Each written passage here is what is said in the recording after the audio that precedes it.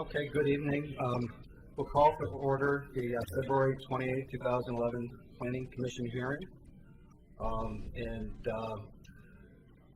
First thing we'll do is ask for public comments for any items not listed on the agenda, and seeing nobody in the audience but our presenters, we'll move forward to the agenda item number 3, adoption of the Planning Commission minutes from November 8th, 2010. And so we're just going to have those who were present for the November 8th vote on those minutes. So I think that's Charles and myself. I think so hopefully you guys both the same. I did review the minutes and watch the videotape, so I feel confident to comment. So all right, if that gives us a quorum of 3 to pass them, then okay, that'd be great. So I'll just poll those three at this point. Commissioner, maybe. aye. So we're voting on Maybe make a motion. Yes. Yeah. I move adoption of the November 8th Planning Commission meeting minutes. I second that. Commissioner, maybe. Aye. Commissioner Kidwell. Aye. Chair Groner. Aye. Chair Stein. Yep. Aye. And there she is. Okay.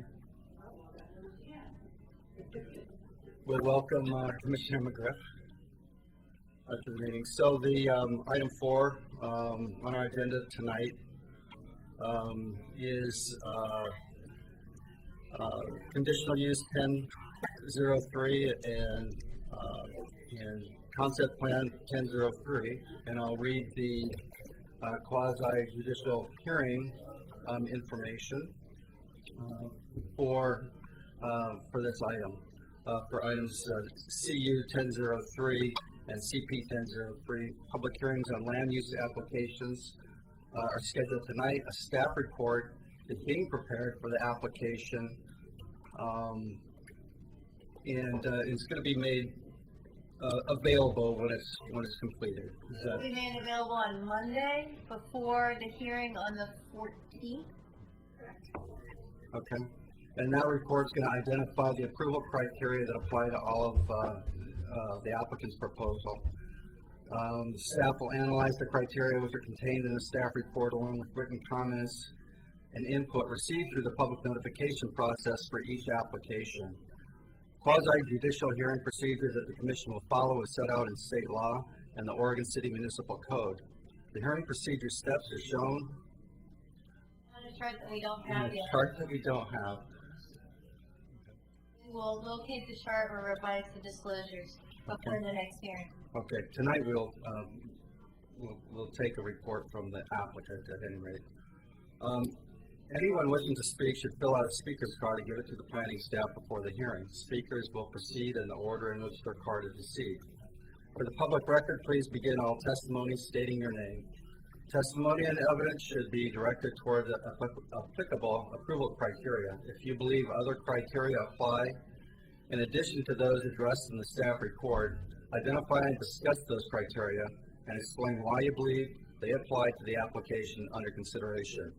A person may submit any written material while the public record is open on each application. Any written materials mailed to the city staff during the time period which the record is open will be placed in the record. Written materials submitted during public hearing must be presented to the city staff in order to become part of the public record. If a person intends for PowerPoint presentations, oversized poster boards, reports, pictures, or other exhibits used in their oral testimony to be placed in the record, copies must be submitted to the city staff while the record is open. If they're not given to staff, they will not be included in the record.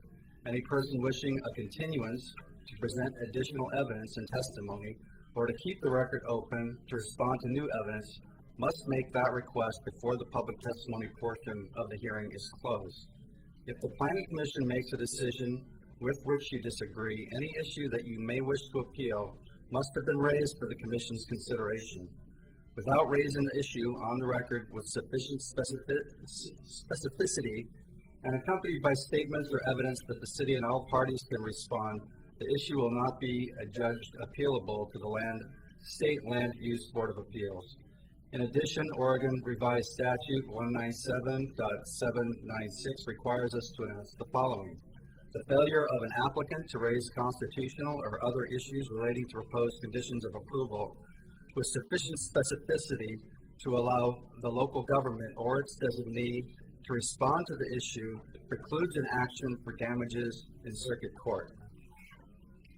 Now we will open the record for Oregon City file number CU 10-03 and CP 10-03. A request for a conditional use and concept plan for South Fork Water Board.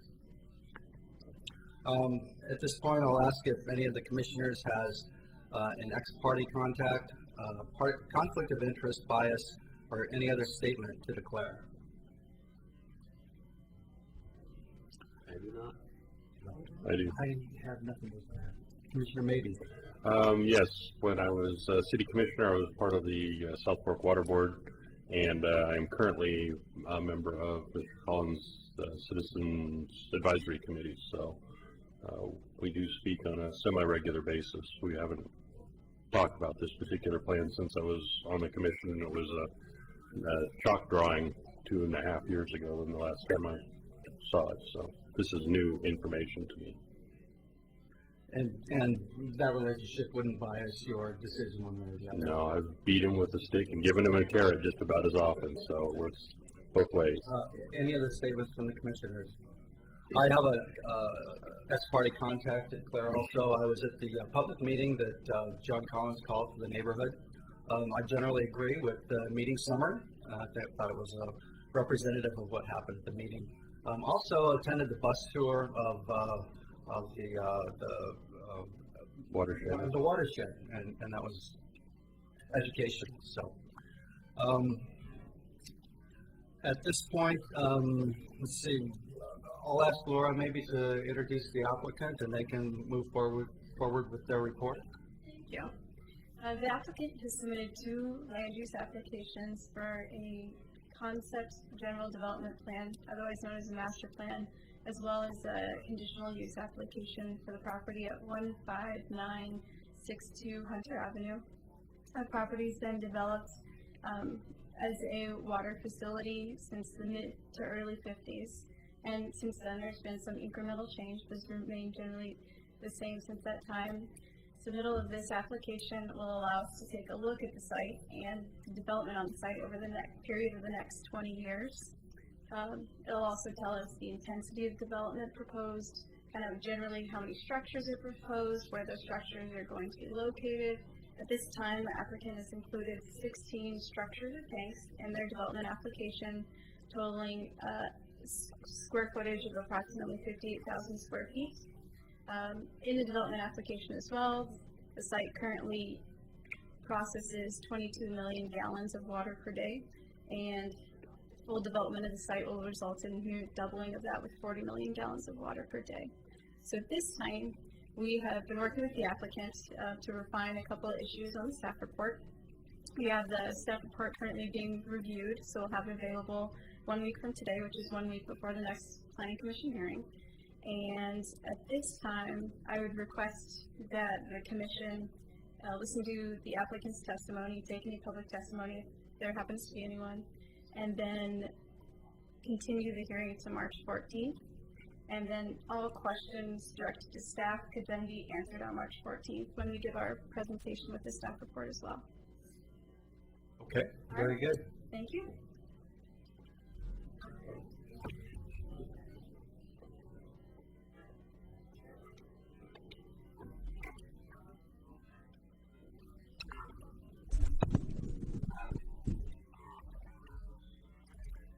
Commissioners, thank you. Is my mic working?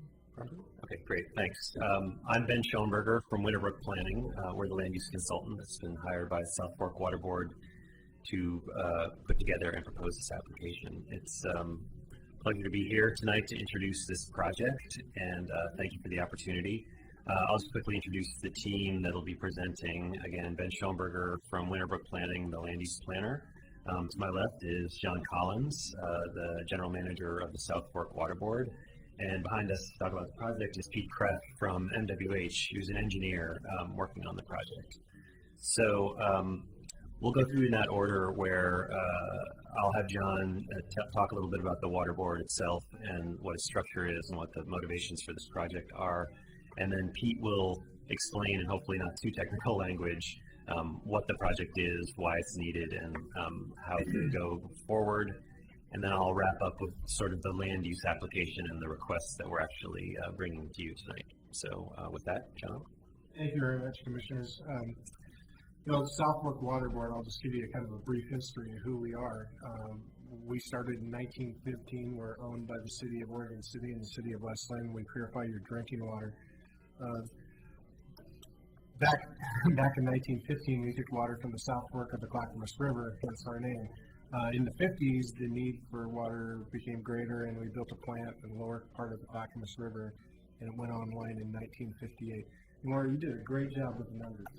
22 million gallons is our peak demand. We average 9 million gallons a day, but we're really impressed with your synopsis, your overview. We've been good neighbors since the 50s, and we get along with our neighbors.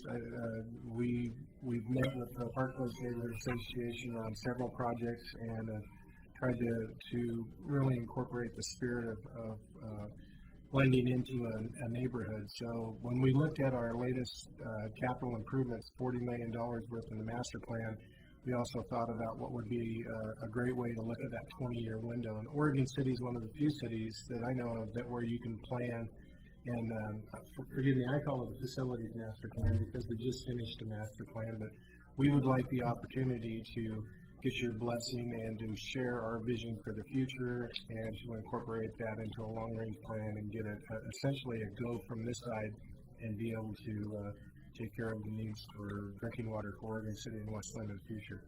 Thank you. Okay, now Pete will do the presentation, which includes some slides.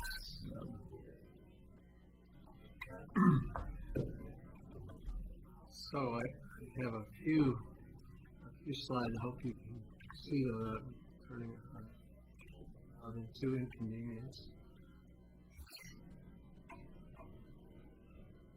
Wow. Dim the lights. So our firm and Ed were selected by the Water Board over a year ago to prepare a water treatment plant facility plan, as well as a water system master plan that are required to be prepared by water providers every 5 to 10 years in the state of Oregon. And the culmination of this is a recommendation to expand and upgrade this plant to continue serving drinking water for the communities for the next 20 or longer years. And the proposed improvements that are being recommended in this plan are basically three categories of them. One are upgrading facilities that are old. Some of those facilities have been there for over 50 years, and they're not going to last forever. Another element of the project is to expand the treatment capacity to allow it to serve more customers because the service areas are growing to some degree.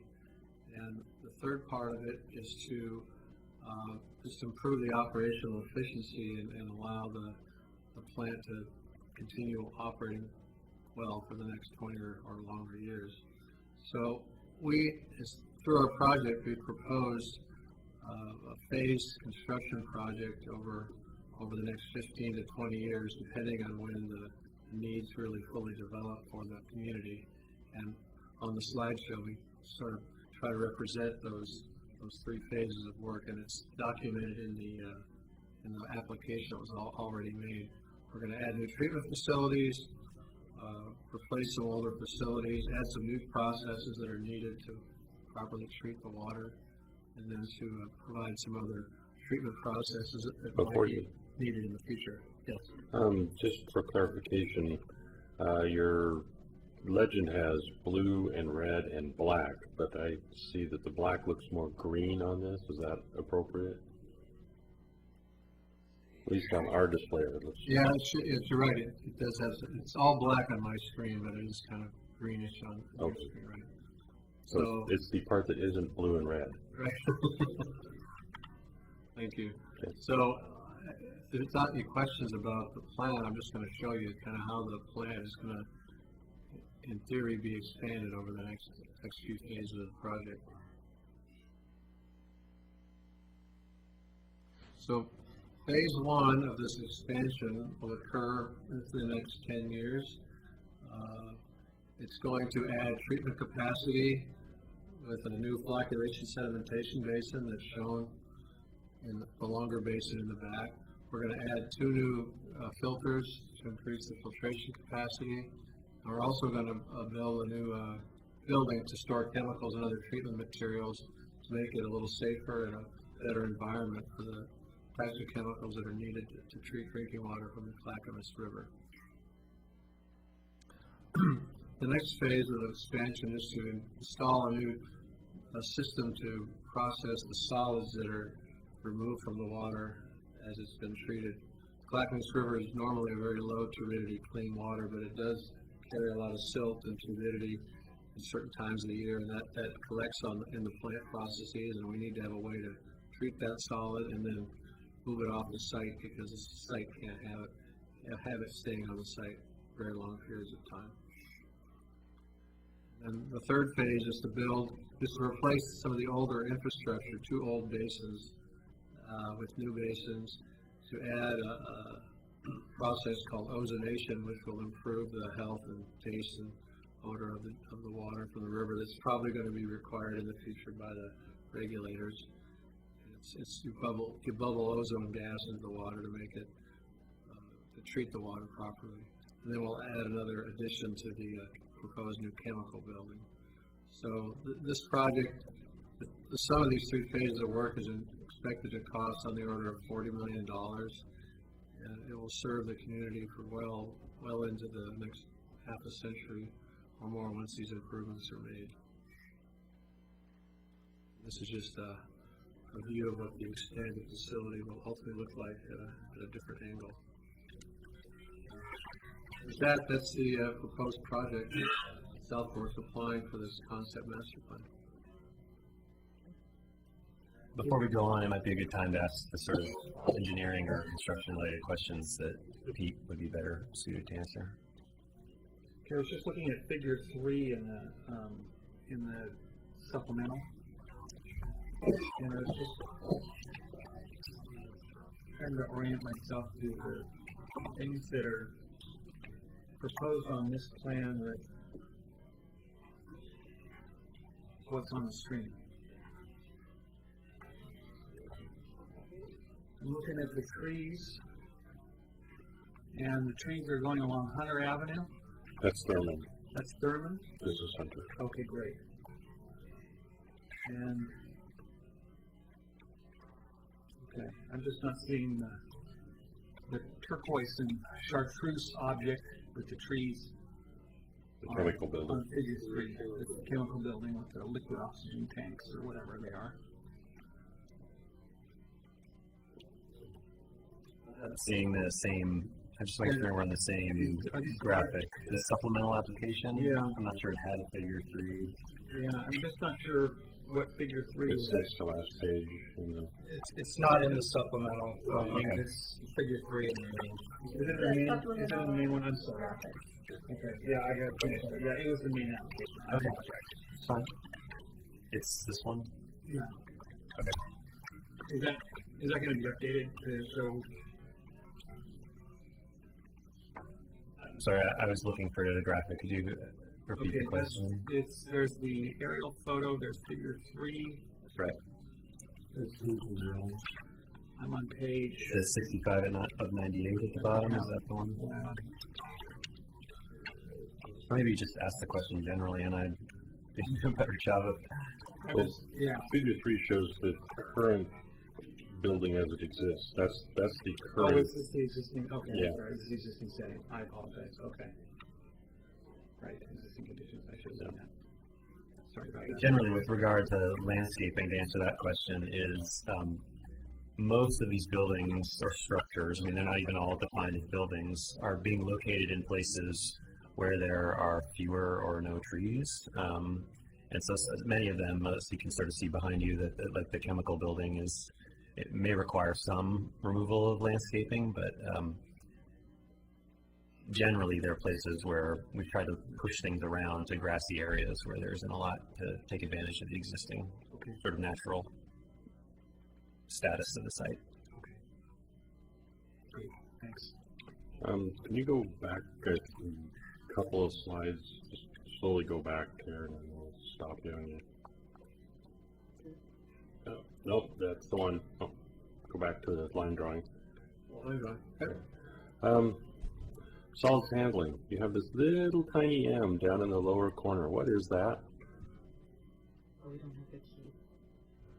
There's a key, no changes. Well, I know, but it was, he never talked about it. There's this thing way off in the corner of the property. Okay, so the property currently has an access gate right along that property. Mm-hmm. And that represents. Could you use the mouse pointer perhaps to give us some indication? All right, right here. Thank you. I'm talking right here, sorry. I keep forgetting you're seeing everything on your screen. I keep pointing up there.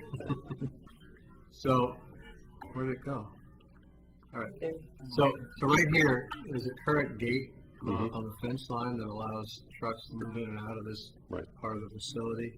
So this M represents a minor improvement to allow trucks to enter through this back property to get back to this facility. Okay, so it's not a notation that there's going to be a motor housing there or something, or a pump station or something like that. On this, the drawing had a legend with all these letters next to it, and that legend's been eliminated from this. You didn't talk about it, so I wasn't quite sure about that. You could go forward one. Yeah, that's fine. Just I guess for general clarification, if anybody's watching this proceeding, the circular building and the large rectangular building those two. Just for clarification, those are actually subterranean. They're not actual buildings. So if somebody's watching this and wondering, I drive by there, I don't see those. They're actually underground tanks. So that's correct. They store the treated water before it goes out into the city. I think there's actually some portion of those buildings that are slightly above grade, right? They're like 2.5 feet or 3 feet. But they're hidden behind landscaping, so you just see a berm if you saw anything. But okay, so now my real question after the answer, go forward to the liquid oxygen. The two LOX tanks, are they going to just be open to general viewing, or are they going to be behind like a secure wall or something? And we're talking about super cooled, pressurized, corrosive things, and people laughed at me in '98 when I told the city of Portland you need to put your chlorine tanks inside of a building, and they said, why do we need to do that? Nobody rams airplanes into buildings. 3 years later. So is there going to be any sort of security for those, or are they just, Billy Bob wants to get out his .22 and start plinking rounds into it to watch the funny little vapors come out, or is there going to be any way to prevent that? Well, the traditional current way of handling this is to put in tanks that can be outdoors and are normally outdoors and can be screened from view. In a lot of places, like for example, hospitals use these tanks all over the place. They're commonly visible and open to many people. So we haven't taken any extra steps at this time to try to do any special protection like you're suggesting, other than probably have them within a fenced area that people have to open up to get into. So there's no plan to enclose them in a building or anything at this time. No, like a screening cement cinder block wall or anything like that. So certainly could be added to the project when you get to phase 2 or 3. Okay. It's something that hasn't been resolved yet too, as you can see by the sort of schematic little cones. I told Pete that I'd have to make it clear that these drawings are schematic and that they weren't actually going to be painted neon green or candy apple red, but I guess that's probably clear from I thought that was something, wasn't it? But that the trees there, the cones represent the trees there, that there's going to be a pretty extensive landscape treatment along that frontage between Thurman and the building, and so that may do something to at least screen visually the tanks that you're talking about. And that would be proposed in greater detail at the detailed master plan level. Is that symbolic of both trees and understory, or just the trees? It would be both. Okay. So John and I were just having a side conversation, Dan, so it reminded me that liquid oxygen is not necessarily, hazardous to humans per se. It's not like chlorine gas or anything. If somebody decided to shoot a hole in the side of the tank, it would probably just evaporate more than anything. So it is stored under pressure, but it's stored cryogenically, so it wouldn't explode, I guess, in that nature. So I guess that's a point worth making. Yeah, I'm always a paranoid security geek after being overseas for several years and everything. And if $2,000 worth of cinder block means that we don't have to spend $20,000 to replace a tank and all the missing oxygen, and maybe even have to shut down the ozone facility while it's happening, it seems like a reasonable thing. But again, we're at phase 3, which means we're talking 15 years from now. We'll have a much better idea of security issues at that point too. So I'll take it. It's possible those tanks may be We get to come up to the microphone. So I just wanted to mention to you, Damon, that it's possible that those tanks could, by that time, we could maybe put them underground. But, when I talked when we were doing the design for this project, I said, we're moving the 2 big tanks in the front yard. One of the things we'd like to do aesthetically for the neighborhood is move those and put those inside a building. Yeah. For folks that are new to the South Fork and what we do, every chemical that we use, up to and including your chlorine, which we manufacture on-site generation sodium hyperchloride at our plant is at 0.8%. We have no toxic chemicals, or everything's food grade, NSF approved food grade chemicals. The days of 2 tons of chlorine gas sitting on site where there was danger to the city are been over for over a decade. So when we talked about these tanks, I said, gee, let's put it in the building. And that became an issue, because if there was something ruptured in a tank, and you've captured that gas inside a storage facility where it can't, escape to the atmosphere. So the atmosphere area is why they're there. And again, liquid oxygen is not corrosive. It doesn't have any properties. You wouldn't want to be standing right next to it, because if it was exiting the tank, you'll see it freezes if there's a hole or things like that. But there's not an immediate danger to the residents. Just want to make sure you guys knew that. Thanks. Other questions? I'll wrap up with the sort of land use piece of this. As Laura said, we are asking for a number of things as part of this land use application. The first of which is conditional use approval, because this is a public utility use and it's in a residential zone, so that findings for that in the application. There's also a request for approval of a concept master plan, and that's important to identify, because this is an overall approach to development over a 20-year time frame.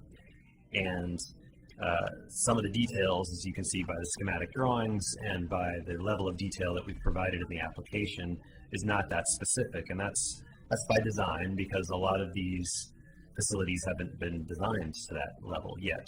Some of them are fairly standard, and they will be approximately what we expect them to be, but the exact precise footprint or the materials on the outside of these buildings, or the grade of the roof pitch, those kind of things haven't been designed at this stage. And that will come, the architecture, the landscaping details will come as part of the follow-on to this, the second step of the 2-step process, which is the detailed development plan.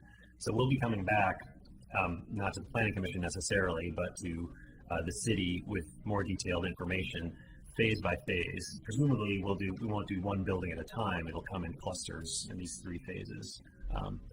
But that will be an opportunity for the city to review against the existing master plan to see that we're following through on what we've proposed as part of this process. But this will kind of be our blueprint for that work going forward, which will enable us to kind of lock in the overall site plan and the regulations as they stand today as we go forward. So the third thing is a series of adjustments, and this was the kind of supplemental findings that you'll find. And like Laura said, we're continuing to work with them on making refinements to those.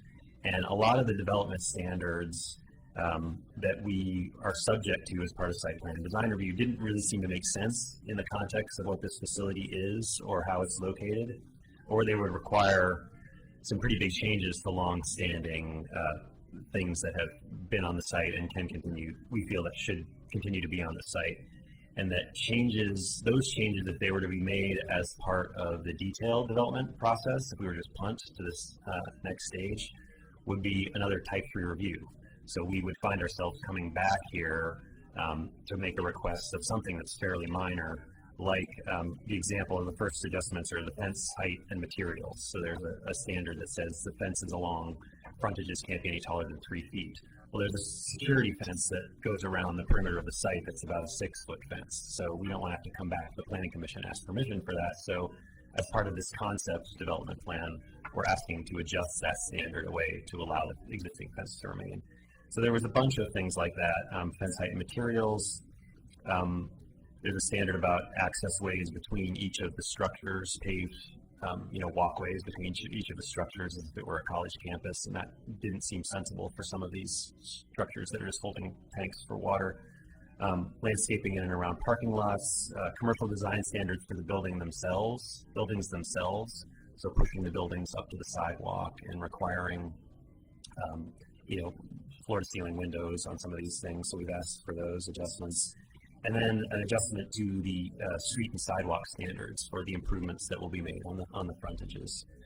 So just one quick word, I don't want to get into too much detail because we haven't seen the staff report of the city's position, but just one quick word on that last one is that in terms of traffic generation and pedestrian generation, that we calculated, and John Replinger, the city's engineer, agreed with our analysis that this is going to generate about 9 additional trips a month in terms of additional trucks that would be needed brought to the site to that marginal increase in the stuff that's needed to treat the water.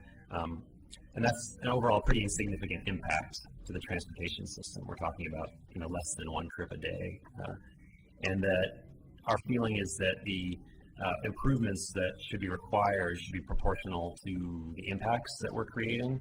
So we propose as that last adjustment, I don't have the page right here, but that last adjustment in the supplemental findings, sort of a compromise position of full improvements, curb, sidewalk, gutter, et cetera, on some of the frontages and less than that on other of the frontages. So we think that's a good approach, and we're going to continue to work with staff over the next couple of weeks about refining that to make sure it fits with the city's needs. So I'll leave it at that, and we can discuss that more at the next hearing if we need to do that. So a little bit more work to do with Laura and Tony. And with that, I just want to reiterate that we're excited about this project. It really represents a lot of work and a long process, and pleased to be able to present it to you. And also a big thanks going out to Laura and to Tony and the fine work that they've done so far, and appreciative of their cooperation with us on this.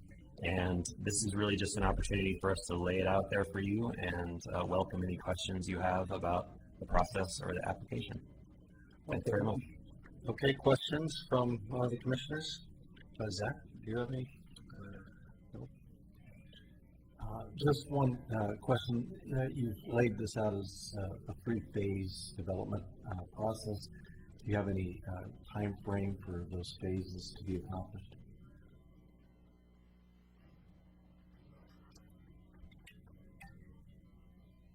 Well, the first phase is intended to incrementally expand the capacity of the plant to meet short-term capacity needs.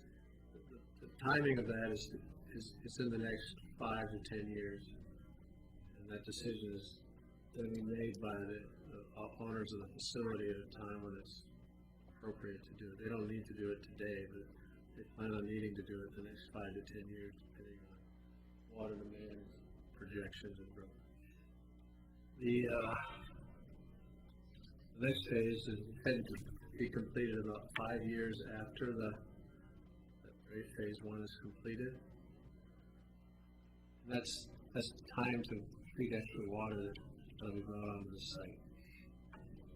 And the third phase is intended currently to be completed between 2025 and 2030, the end of the 20-year planning period.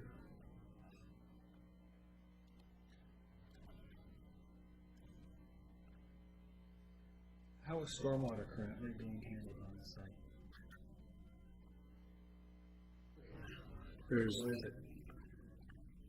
It's all pretty much contained on the site itself. There's no off-site discharge of anything, and that's the way it's intended to stay.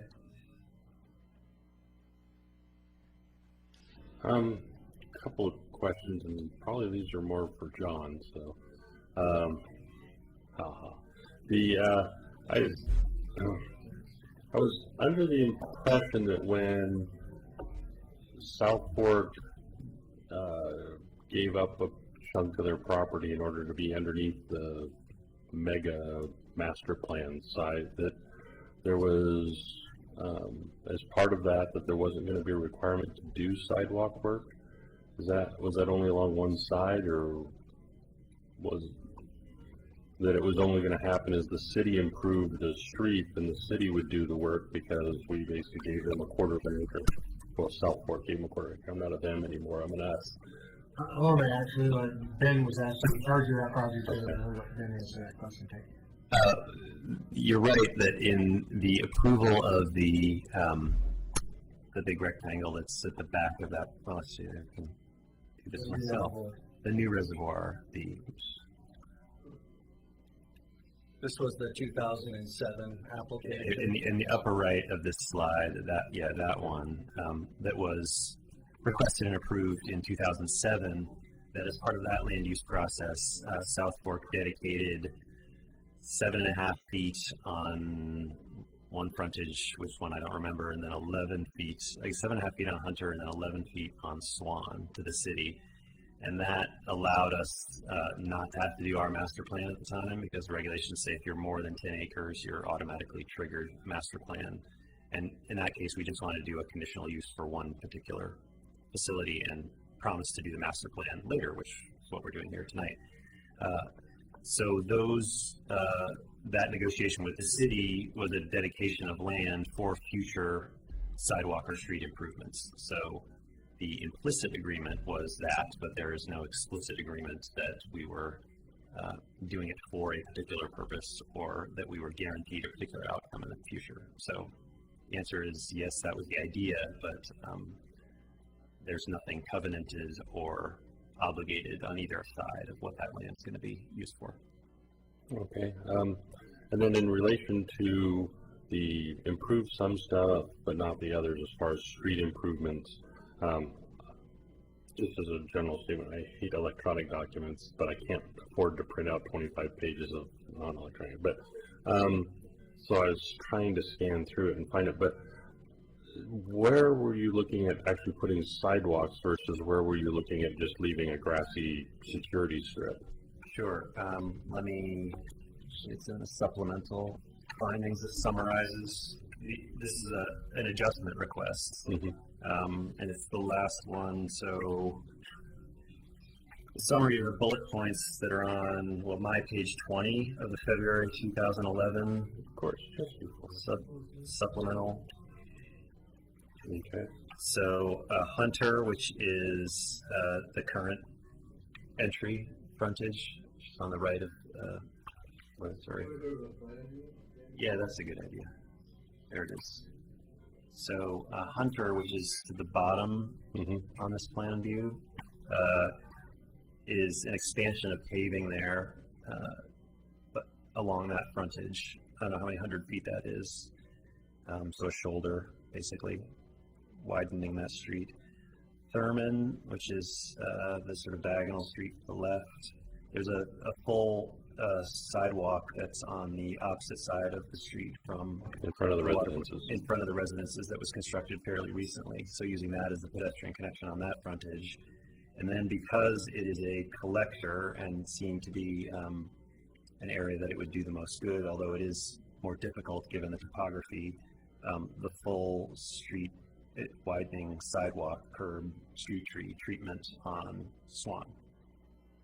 Which So that was is our part of the proposal. city's grand plan to have Swan be one of the connectors between Park Place to Beaver Creek, so that's, okay. It was in the city's transportation system plan as a priority, so that was why we thought that would be the place to spend the money.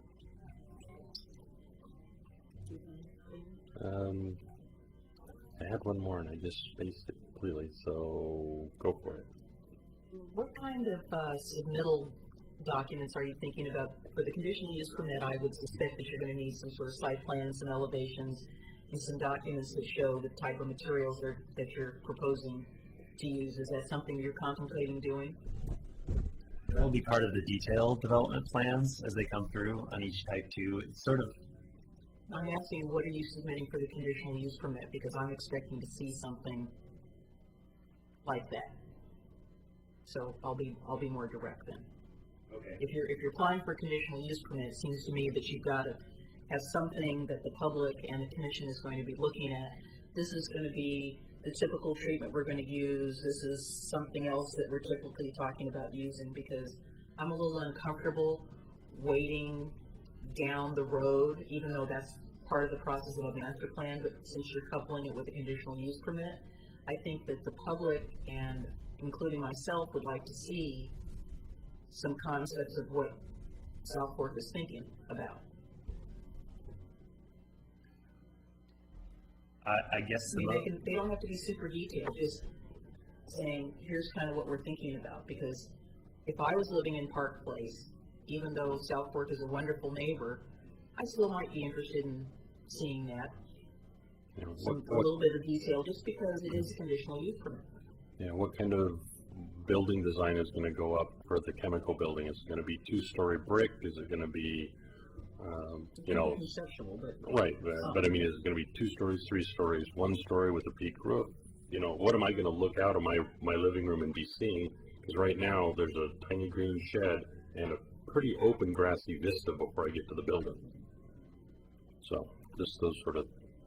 Right. And I guess this gets to one of the sort of central tensions of master planning and this sort of 2-track process of wanting to provide enough detail to give people that sense of, well, what is this project actually going to be, but also not having designed the buildings yet and not wanting to design the buildings to a level of detail that would require us to return to this forum if a minor change was to be made. You know, you don't want to lock in a particular, treatments to the outside of this building if in 15 years you find a superior solution for that. But so it puts us in a difficult position of figuring out how to balance wanting to be general enough to allow the flexibility to make those kind of changes, but specific enough to not leave you thinking, well, I have no idea what this is actually going to be. So right. That's what I don't want to leave the meeting with next time, is I don't know what this is going to be, or I don't have any idea of what the concept that they're contemplating is going to be. Again, I'm not asking for, paint trims or specifics or those sort of things. I'm just talking about a general concept to complement what you just said. Not so much that you're designing it, but we can get the flavor. Staff report will also address some of those approval criteria, so you'll know which design standards are applicable when they do come back with their detailed development plan, so you'll know which standards are applicable. And then also, they did submit in their application approximate square footages and approximate heights. And within our master plan process, there's a little bit of variation, so they have to do the exact same square footage, but if they veer too far away from that, then they'll have to come back to you for another master plan amendment. Would it be helpful to provide a conceptual street view from maybe across the street or something to kind of give, not necessarily a locked-in design guide the way the project is absolutely going to look, but maybe some sort of conceptual stylized version of the project so that we can get a kind of a human's eye view of the project to see just how tall the buildings are and what color they're going to be and what kind of materials you're going to incorporate. Color might be getting a little bit. I agree. It seems like massing would be an important thing to have an idea about. But I think the big problem with these buildings is, And I've got personal experiences. They probably too close to the sidewalk, or they're too tall, or maybe there's not enough landscaping or something like that. So that might give us an idea of just what it's going to look like in the future. I think if you do a massing plan or some conceptual massing plan, I think that would be, to me, that would be reasonable. From what angle would you like to see that? From Thurman or from Swan or from Swan, Thurman, and Hunter. 3 of them? Yeah, I mean, all 3 of them are. I need to talk to these gentlemen about the expense of that, because where we're at now is we came to the city and asked what the requirements were and what we needed to do to meet this plan, and that's what we've done. So I'm getting out of the scope from the commissioner. So I need to, before we commit to anything financially on that end, I have to take a look at that with these gentlemen. So you know, I'm thinking about the criteria in my head of what's required for a conditional use permit. That's fine. Yeah. Not so much the master planning, but thinking about the criteria and what's involved in that. I'm thinking about the criteria that's involved with the city and being prepared over 18 months to be here tonight, and trying to meet that criteria and stay within my budget. So what you're saying is that we have the concept master plan now. I need to defer to these gentlemen. Okay. That was my belief, and that's what I've budgeted for and planned for and paid for today. And I would say that as a concept master plan, it fits that, but you coupled it with several conditional uses. Per the request for your city staff. I understand that, but because of that coupling, we're asking for a little bit more information than we would have if it was a basic master plan. Because like Commissioner McGriff said, we're going to say, yeah, go ahead and build your chemical building there. That seems like a pretty good location, and then it comes, and you don't have to put windows in there. And then it becomes a 17-story, 18,000-mile long wall of cement, and it's like, well, that isn't what the little picture looks like, and the cute little green picture that you gave us. That's not our intent, but if I heard Laura correctly, that the city's allows you to estimate within so many feet, and you have to stay within your parameters. So I believe that we're complying with the city's code and their staff's request from us. So willing to do anything we can.